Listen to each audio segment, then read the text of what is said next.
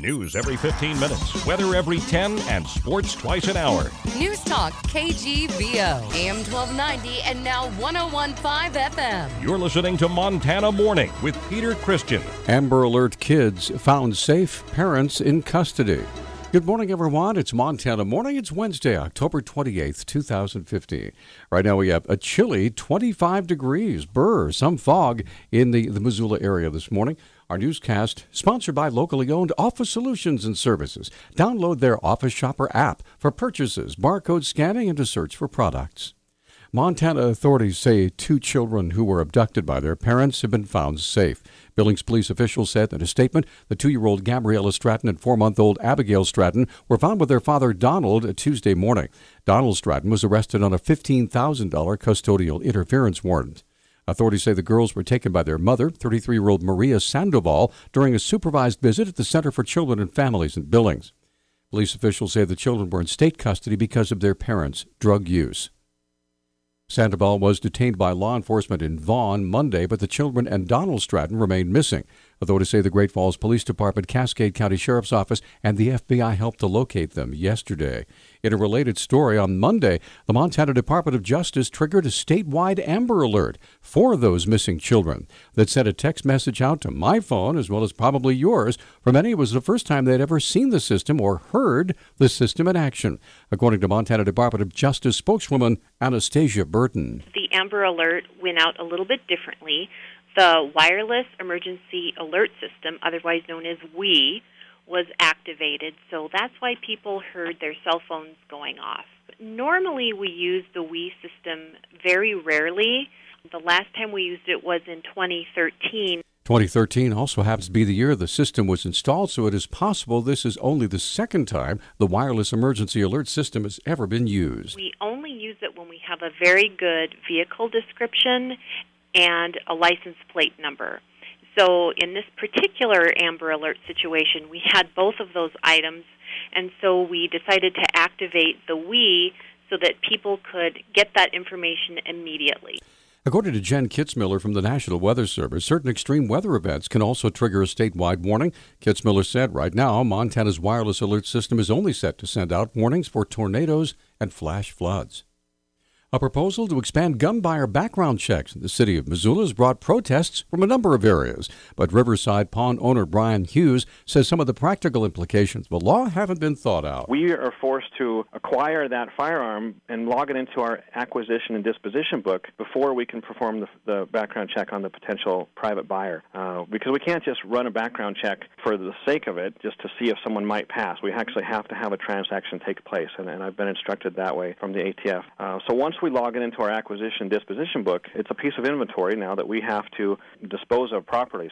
Hughes says if a gun sale falls through, he'd have to do another background check on the original owner before he could return the gun. Hughes and City Councilman Brian von Lossberg disagreed about these issues at City Council, but Hughes said he contacted an area ATF official who agreed with his interpretation. Beyond that, Hughes says a waiting period will also be required. We have to hold things for a certain amount of time for law enforcement to make sure and vet those items and make sure that they're not stolen. So if I take that firearm for the private transaction into my possession, before I can really, according to this ordinance, transfer it out to the potential private buyer, I've got to hold it for 10 days so that it can be ensured that it's not a piece of stolen merchandise. In an article in today's Missoulian, City Attorney Jim Nugent said the ordinance is legal. Neptune Aviation has been awarded 5-year contracts to 5 floor retardant bombers in the U.S. Forest Service's fire aviation fleet.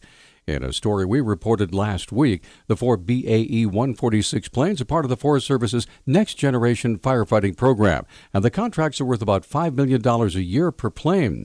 Neptune also has an agreement to convert 15 military surplus planes into smoke jumper and a cargo aircraft. Neptune, of course, based here in Missoula. 22-year-old Marcus Deutsch appeared in Missoula Justice Court on Monday, charged with felony aggravated assault. Chief Deputy Missoula County Attorney Jason Marks said Deutsch was arrested over the weekend. He very seriously assaulted a woman, leaving her with some pretty significant facial injuries and a broken neck. This happened a couple of weeks ago. There was a warrant issued for his arrest, and he was taken into custody at the end of last week. Felony aggravated assault carries a maximum penalty of 20 years in prison and a fine of up to $50,000. Bail was set at $100,000. Deutsch was remanded back to the Missoula County Jail. A woman who was fired by Montana State University is suing the university and the former dean of the College of Arts and Architecture, saying they discriminated against her and created a hostile work environment.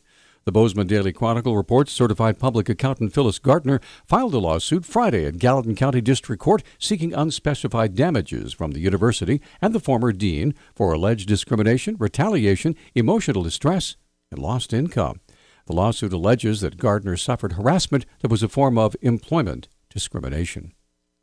Montana Senator Steve Daines and 48 other senators introduced 2 bipartisan resolutions disapproving of the Environmental Protection Agency's proposed Clean Power Plan regulations on new and existing power sources. He said the world depends on Montana's coal. Japan is building 43 coal-fired plants. After the big quake, they had to replace their nuclear energy there in Fukushima. They're replacing it with coal-fired plants. China is building a new coal-fired plant, one every 10 days, likely for the next 10 years or more. Daines encouraged the EPA and the Obama administration to stop punishing coal and instead invest in clean coal technology. I think the right answer is to continue to work with the coal industry to encourage innovation, because that will help take U.S. innovation technology around the world to help ensure that we protect our streams and protect our air and protect certainly the overall environment. The Congressional Review Act resolutions of disapproval will block the Obama administration's regulations on new and existing